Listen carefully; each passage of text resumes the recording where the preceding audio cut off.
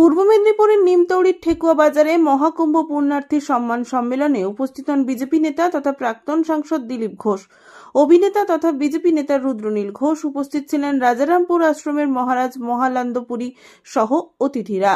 মহাকুম্ভ থেকে নিয়ে আসা জল উপস্থিত প্রতিটি মানুষের মাথায় ছড়িয়ে দেওয়া হয়। স্বামী মঙ্গলানন্দ পুরী এই জল ছিটিয়ে দেন সকলের মধ্যে।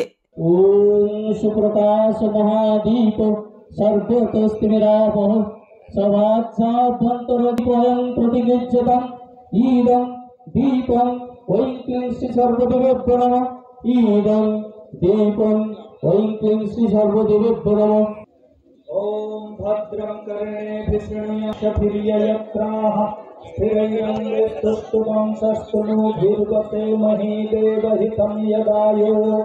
ओम स्वस्तिपन्थामनुचरेण सूर्या चन्द्रमसाविव पुनर्दगतात्मता जानता संगमे महे।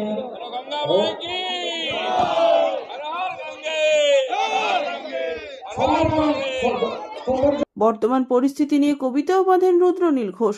বাংলা হিন্দু এবার আর মোড়াটা ভাঙো, চাদর খানা সরাও গায়ের, শয্যা থেকে নামো। ঘিরছে ওরা কুটির তোমার সুলতানি হাত ভাবে, ঘিরছে ওরা কুটির তোমার সুলতানি হাত ভাবে। ভাবছো তুমি দাঁতন করে জমিয়ে চা খাবে, এক ঝটকায় চাও যাবে, চাদর যাবে, যাবে ভিটে মাটি। ওদের এক ঝটকায় তোমার চাও যাবে, চাদর যাবে, যাবে ভিটে মাটি। পালাবার সময় পাবে না তো, শুধু পড়ে থাকবে রক্ত মাখা হাওয়ার জ্যোতি। মায়ের সিঁদুর মুছতে ওরা দাঁড়িয়ে হিজাব হাতে, আমার মায়ের সিঁদুর মুছতে ওরা দাঁড়িয়ে হিজাব হাতে। নাম পদবি পাল্টে দেবে, তোমায় মারবে ডাল হাতে। ওদের ধর্ম বলছে যা যা করছে ওরা তাই। ওদের ধর্ম মরুভূমির ধর্ম, বিদেশি ধর্ম, ভালো আমি খারাপ বলছে, তবে ওদের ধর্ম বলছে যা যা করছে ওরা তাই। তোমার ধর্ম ভুলছ হিন্দু, তুমি দিচ্ছ নিজের মুখে চাই। সত্যি তারা কোন ভারতবর্ষকে ভালোবাসা মুসলমানকে পছন্দ করে না, যেমন হিন্দুদের পছন্দ করে না। তাই এখানে যারা আগত হয়েছেন, এই মাইকের কণ্ঠস্বর যেখানে অব্দি পৌঁছবে, যারা শুনতে পাচ্ছেন, তাদের বলবো যে বন্ধু, আপনি যে রাজনৈতিক দল করেন, আপনি যে রাজনৈতিক মতে থাকেন, পথে থাকেন, আপনি যদি হিন্দু হন তাহলে আপনি যাবুন, আপনি রক্ষা করুন নিজের ধর্মকে, নিজের ধর্মকে শ্রদ্ধা করুন। নাহলে আপনার 32 কোটি 33 কোটি দেবতাকে নিয়ে ওরা বলবে 32 কোটি 31 কোটি মানে 36 crore না, আমাদের 33 কোটি দেবতা মানে 33 প্রকারের দেবতা, তাদের নামগুলো আমাদের জানতে হবে। এটাকে ভুলিয়ে দেওয়া হয়েছে, আর ধর্ম আমি লালন করব। এবং মহাকুম্ভ নিয়ে বক্তব্য রাখলেন দিলীপ ঘোষ। ভগবানের এটাই ইচ্ছা ছিল যে এমন সময় মহাকুম্ভ হবে যখন যোগী মুখ্যমন্ত্রী আর মোদী প্রধানমন্ত্রী হবে। এই দুই ভক্ত হিন্দু হৃদয় সম্রাট, ভগবান তাদেরকে এই সময় নিয়ে এসেছে, তাদের হাতে দায়িত্ব নিয়েছে, তাই এত সুন্দর ব্যবস্থা হয়েছে। আমাদের মুখ্যমন্ত্রী অমৃত গুরুত্বপূর্ণ বলছিলেন, গালাগালি দিচ্ছিলেন, কিন্তু তার কথা না শুনে, কিংবা হয়তো উনি পাঠিয়ে দিচ্ছেন MLA, MP, panchayat member, councillor সবাইকে ডুম মেরে হারাহার বলছে। তার এমপিদের স্টেটমেন্ট আপনি শুনেছেন, ভুরি ভুরি প্রশংসা করছেন ব্যবস্থার যোগী। তো যারা পুণ্যার্থী, যারা আগের জন্মে পুণ্য করে, তারা থেকে ডুম মেরে দিল।